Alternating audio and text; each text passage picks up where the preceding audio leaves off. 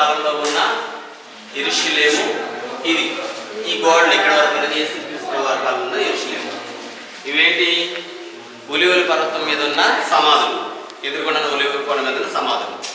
ఇది ఆలయ పర్వతం. ఇప్పుడు మనం ఇక్కడ ఉన్నాం.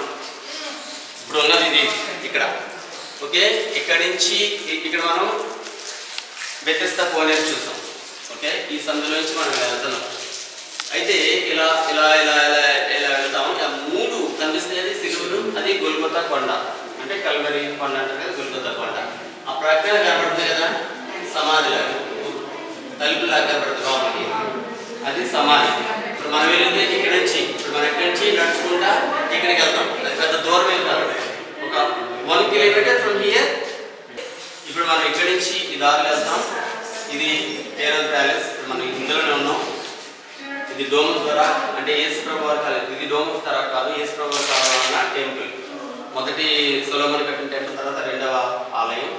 ఇప్పుడు ఇవన్నీ కొంచెం అప్పటి కాలం ఉన్నాయి. మీరు అప్పుడు చదివితే కనుక యేసుప్రభు వారిని నగరం వెలుపల, ఆయన అంటే సిటీలో కాకుండా బయట సిలివేసినట్టుగా చూస్తాం. ఇక్కడ ఈ కొండ మీద సిలివేసినట్టుగా మన బైబిల్ రాసుకొని చూస్తాం.